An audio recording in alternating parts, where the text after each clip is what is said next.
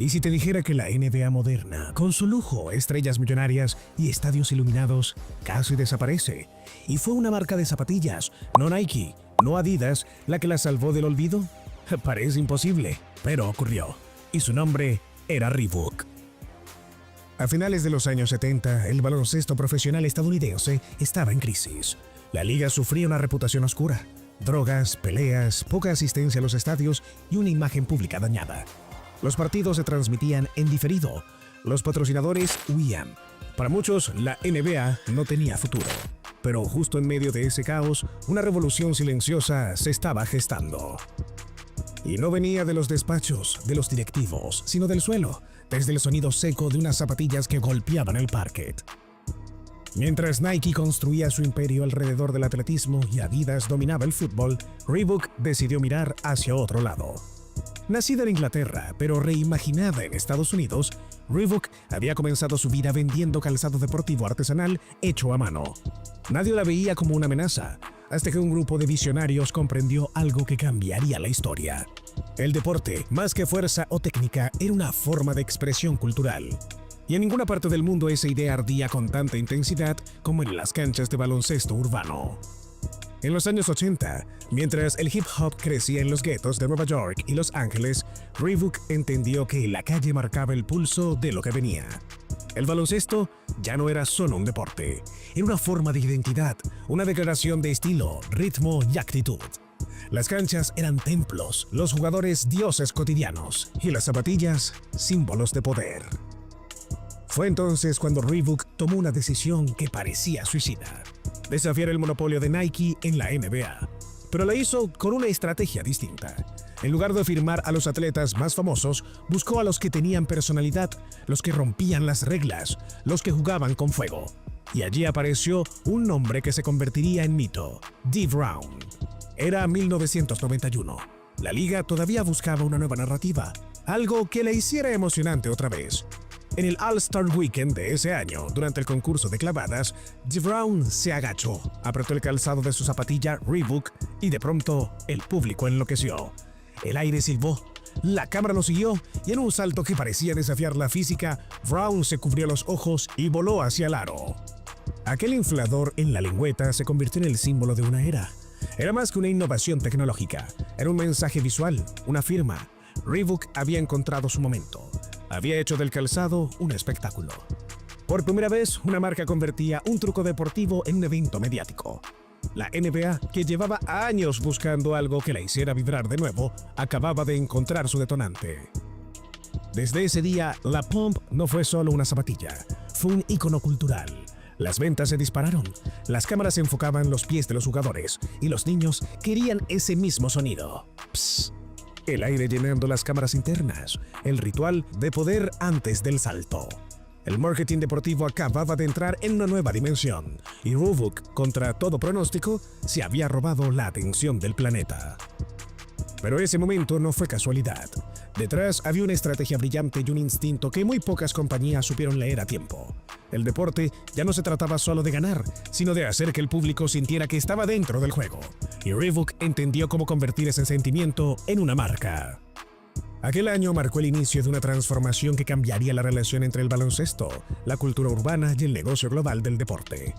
La NBA estaba despertando y Reebok fue su despertador. Después del impacto de Dee Brown, Reebok ya no era una marca secundaria, era el nuevo jugador del partido. Y lo mejor es que apenas estaba comenzando a calentar. El éxito de las Pump fue tan inmediato que cambió la manera en que las marcas entendían el calzado deportivo.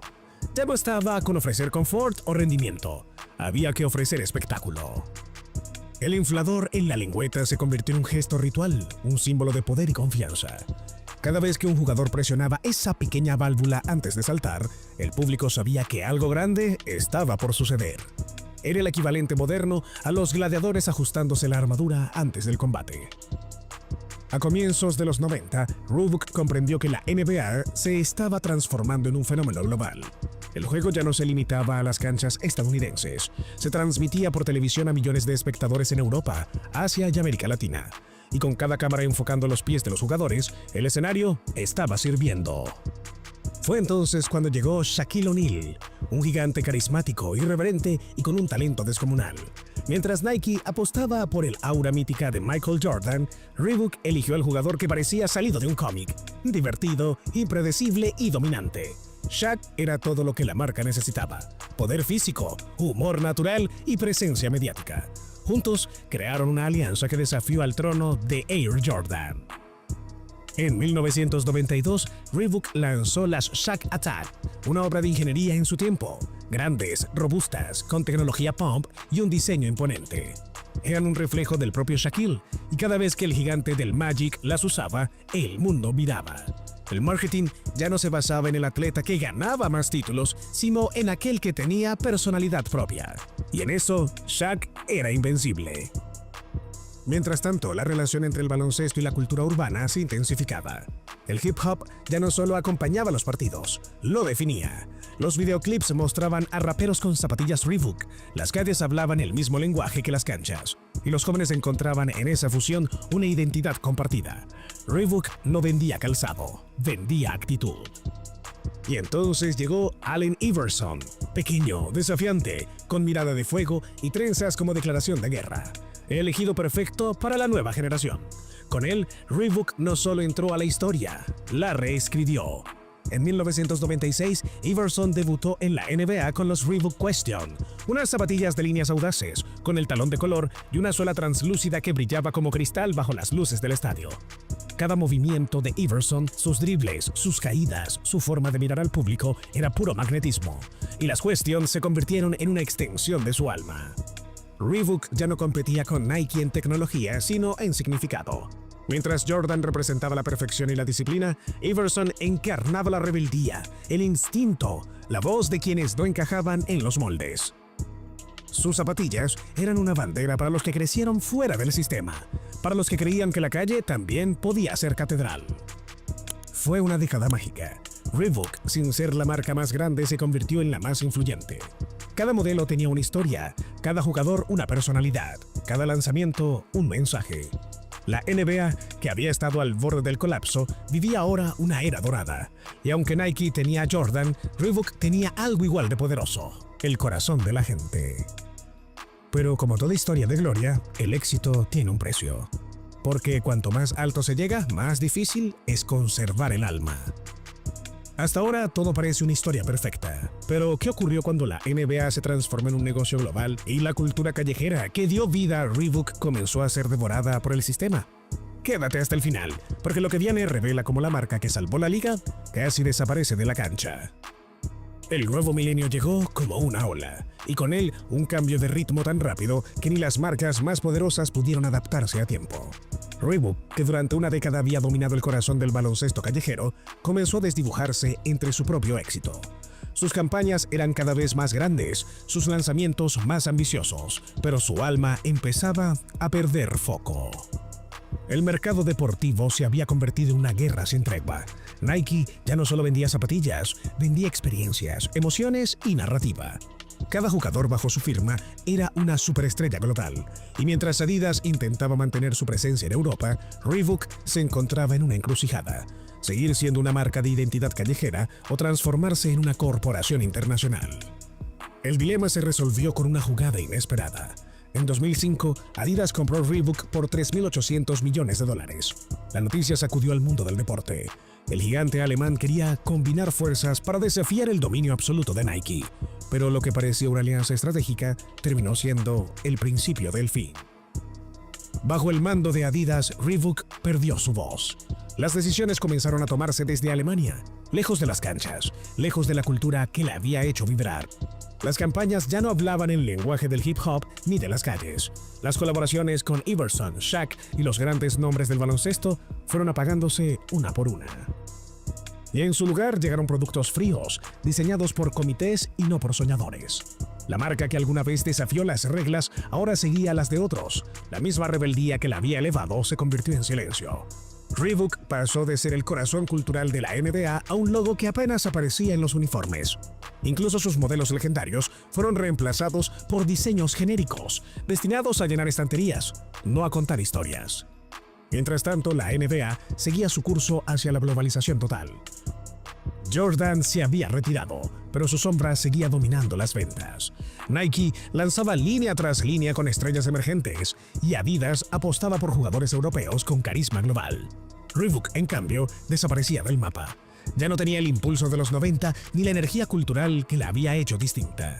El punto más doloroso llegó cuando Allen Iverson, el rostro, la voz y el alma de la marca, se retiró. El Answer había sido más que un atleta, había sido el símbolo de una generación. Pero cuando colgó los tenis, el eco de su legado no encontró quien lo continuara. Reebok intentó reinventarse con nuevas líneas, con colaboraciones, con nostalgia. Pero la autenticidad no se fabrica, se siente, y el público lo notó. Los jóvenes de la nueva década ya no recordaban el sonido de las Pump, ni sabían lo que representaban las Question. En las tiendas, las zapatillas que una vez fueron objetos de deseo, ahora estaban en descuento. El brillo se había ido, y con él la conexión emocional que un día unió a millones. La compra de Adidas había buscado fortalecer, pero terminó disolviendo. Era como mezclar dos almas distintas en un mismo cuerpo. Adidas representaba la precisión alemana, el control, la disciplina. Reebok, en cambio, era caos, ritmo, improvisación, cultura viva. La fusión, en lugar de potenciar, generó un conflicto interno que nunca logró resolverse. A mediados de los 2010, mientras Nike dominaba la NBA con LeBron, Kobe y Durant, Reebok había quedado relegada a un rincón del mercado. El fitness intentó sobrevivir con el CrossFit, con el entrenamiento funcional y con líneas deportivas femeninas, pero su ADN de calle, su alma de rebelde, ya no estaba allí. Lo que una vez fue fuego, ahora era una brasa que apenas se encendía. Y sin embargo, algo seguía vivo. Un rumor, una nostalgia, una chispa en la memoria colectiva. En los barrios, en los foros de internet, en los coleccionistas que todavía conservaban sus Reebok Pump originales, seguía existiendo un amor que se negaba a morir. Las historias de Shaq, Iverson y DeBron todavía se contaban con brillo en los ojos, porque aunque la marca se desvanecía en los balances financieros, su legado seguía latiendo en el corazón de la cultura que ayudó a construir. La historia de Reebok no había terminado, solo estaba esperando su segundo aire, y como jugador veterano que después de una lesión se sienta en el banquillo y espera el momento adecuado para volver a entrar al juego. El nuevo milenio llegó como una ola, y con él un cambio de ritmo tan rápido que ni las marcas más poderosas pudieron adaptarse a tiempo. Reebok, que durante una década había dominado el corazón del baloncesto callejero, comenzó a desdibujarse entre su propio éxito. Sus campañas eran cada vez más grandes, sus lanzamientos más ambiciosos, pero su alma empezaba a perder foco. El mercado deportivo se había convertido en una guerra sin tregua. Nike ya no solo vendía zapatillas, vendía experiencias, emociones y narrativa. Cada jugador bajo su firma era una superestrella global, y mientras Adidas intentaba mantener su presencia en Europa, Reebok se encontraba en una encrucijada: seguir siendo una marca de identidad callejera o transformarse en una corporación internacional. El dilema se resolvió con una jugada inesperada. En 2005, Adidas compró Reebok por $3.800 millones. La noticia sacudió al mundo del deporte. El gigante alemán quería combinar fuerzas para desafiar el dominio absoluto de Nike. Pero lo que parecía una alianza estratégica terminó siendo el principio del fin. Bajo el mando de Adidas, Reebok perdió su voz. Las decisiones comenzaron a tomarse desde Alemania, lejos de las canchas, lejos de la cultura que la había hecho vibrar. Las campañas ya no hablaban el lenguaje del hip hop ni de las calles.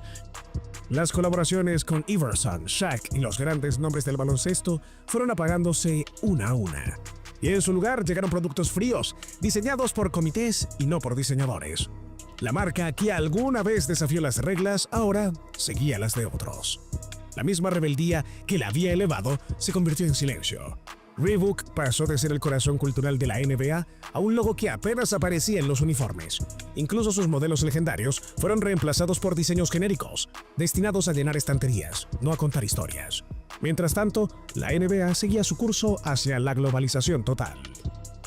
Jordan se había retirado, pero su sombra seguía dominando las ventas. Nike lanzaba línea tras línea con estrellas emergentes y Adidas apostaba por jugadores europeos con carisma global. Reebok, en cambio, desaparecía del mapa. Ya no tenía el impulso de los 90 ni la energía cultural que la había hecho distinta. El punto más doloroso llegó cuando Allen Iverson, el rostro, la voz y el alma de la marca, se retiró. El Answer había sido más que un atleta, había sido el símbolo de una generación. Pero cuando colgó los tenis, el eco de su legado no encontró quien lo continuara. Reebok intentó reinventarse con nuevas líneas, con colaboraciones, con nostalgia, pero la autenticidad no se fabrica, se siente, y el público lo notó. Los jóvenes de las nuevas décadas ya no recordaban el sonido de las Pump, ni sabían lo que representaban las Question. En las tiendas, las zapatillas, que una vez fueron objetos de deseo, ahora estaban en descuento. El brillo se había ido, y con él la conexión emocional que un día unió a millones. La compra de Adidas había buscado fortalecer, terminó disolviendo. Era como mezclar dos almas distintas en un mismo cuerpo. Adidas representaba la precisión alemana, el control, la disciplina. Reebok, en cambio, era caos, ritmo, improvisación, cultura viva. La fusión, en lugar de potenciar, generó un conflicto interno que nunca logró resolverse. A mediados de los 2010, mientras Nike dominaba la NBA con LeBron, Kobe y Durant, Reebok había quedado relegada a un rincón del mercado fitness. Intentó sobrevivir con el CrossFit, con el entrenamiento funcional y con líneas deportivas femeninas. Pero su ADN de calle, su alma rebelde, ya no estaba allí. Lo que una vez fue fuego, ahora era una brasa apenas encendida. Y sin embargo, algo seguía vivo. Un rumor, una nostalgia, una chispa en la memoria colectiva.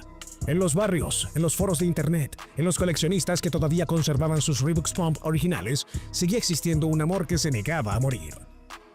Las historias de Shaq Iverson y The Brown todavía se contaban con brillos en los ojos, porque aunque la marca se desvanecía en los balances financieros, su legado seguía latiendo en el corazón de la cultura que ayudó a construir.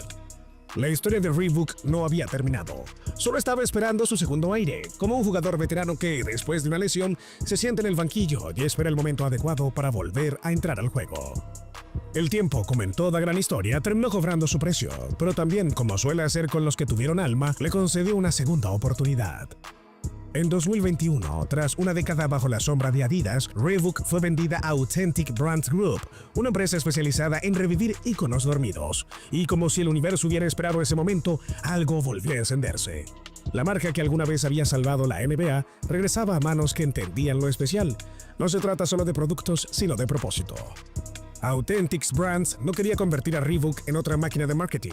Quería restaurar su identidad, devolverle la voz que había perdido. Y para hacerlo, había que mirar atrás, a las calles, a los jugadores olvidados, a las historias que aún resonaban en la memoria colectiva del deporte. Reebok empezó a reconstruirse desde sus raíces.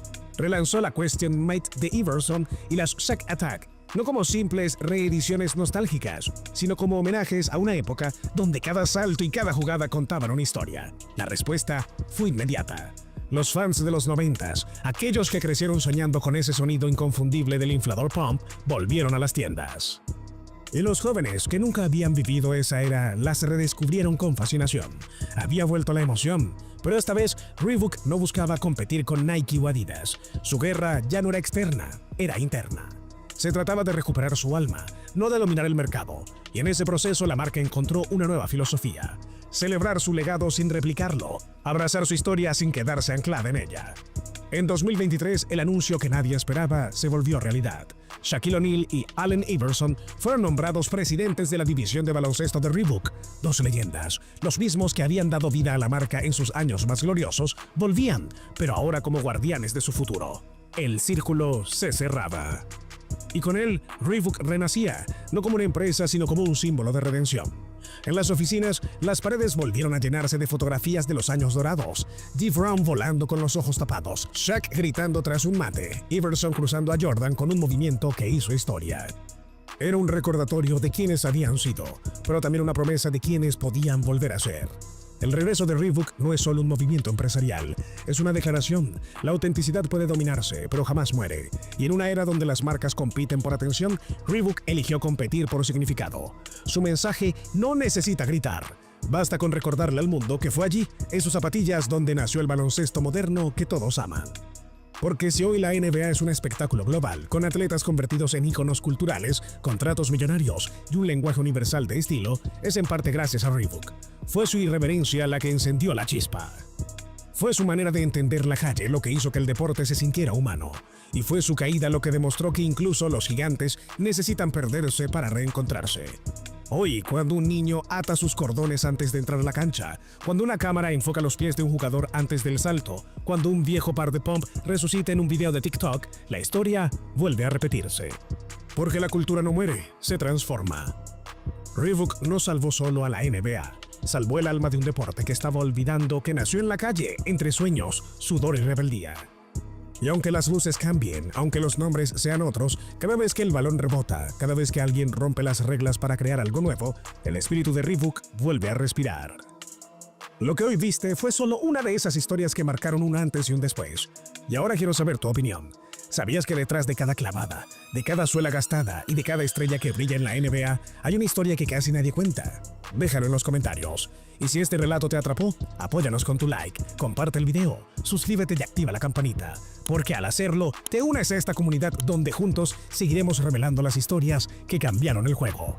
Porque detrás de cada historia hay un secreto que lo cambió todo. Aquí te lo contamos, como nadie más se atreve a hacerlo. Y recuerda, las grandes historias nunca terminan, solo esperan a ser descubiertas. Nos vemos en el próximo video.